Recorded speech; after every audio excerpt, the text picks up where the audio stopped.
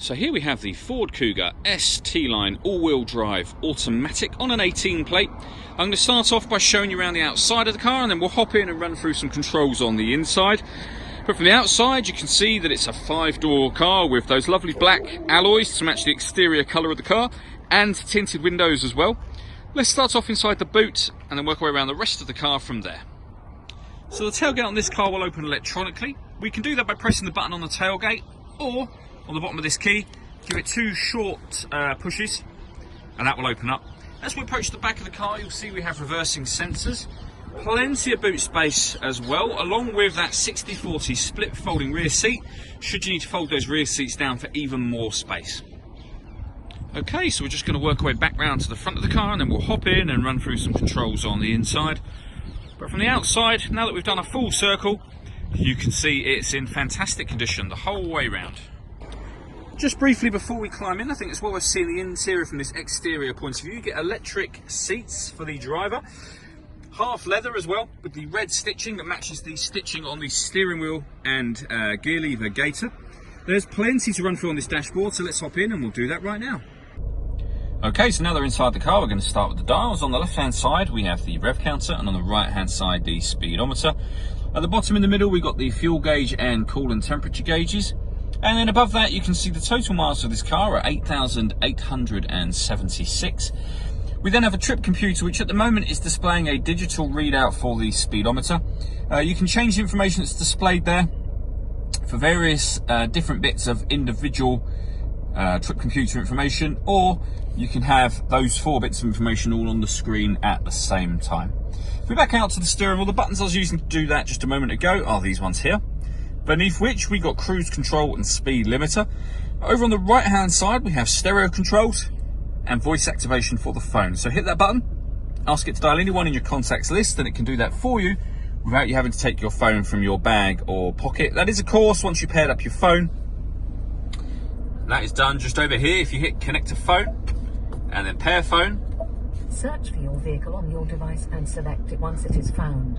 And then just follow those instructions on screen. It's very easy to do. If we go back to the home screen, you can see this car's got satellite navigation. There's a full video showing exactly how this works on both our website and on our Facebook page, both of which are well worth checking out. When it comes to music on this car, you can use the radio. So we've got AM, FM and DAB digital radio. You can listen to the CD player, or you can stream music wirelessly via Bluetooth audio. So once you pair up your device, not only can you make and receive phone calls, but you'll be able to listen to your music as well. On top of that, this car has got 2 separate USB inputs. So if you connect up a device via USB, or either of them, you'll have extra boxes appear up there for those as well. Below that, we have the main volume for the stereo. We then have dual zone climate control. So if you adjust the temperature on the passenger side, driver side, fan speed up or down from here, you can determine where you'd like the air to be distributed within the car. Once you're happy with those settings, that button will turn the air conditioning on, or you can hit auto and the car will maintain the temperatures you've asked for by taking full control of the fan speed. You can override that whenever you wish to, simply by readjusting the fans. For those cold winter days, we've got a heated driver's seat and passenger with 3 different heat settings on each. And then below that we have these 4 buttons. So starting from the left, this one turns off the stop and start. So this car is designed to cut out when it's stationary in traffic to save you fuel. You can turn that off from there. This button will open up the tailgate from inside the car. That one will turn off the parking sensors.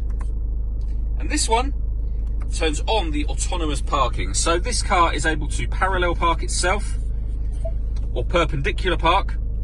It does all the steering for you. You just need to control the gears, accelerator and brake. The car will tell you exactly what needs to be done and when.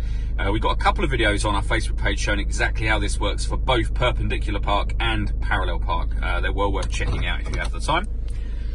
We then have the fully automatic gearbox, 12-volt charging socket and electronic handbrake, and then inside the central armrest, the 2 USB inputs that I mentioned previously. So the last thing I wanted to run through is the panoramic glass sunroof on this car. So there's a button up here that will open up the sun blind. It'll open it a little way and then stop, as you can see. Press it again That will all open all the way to the back of the rear seats. So that lets in, by itself, a huge amount of extra light, gives a real increased cabin space feel. But we can actually open up this front section as a sunroof, which obviously let in a lot of air as well. All that leaves me to say is thank you for taking the time to watch this video. If you'd like to come and see the car in person and have a test drive, please feel free to call any of our MJA sites. We'd love to hear from you soon.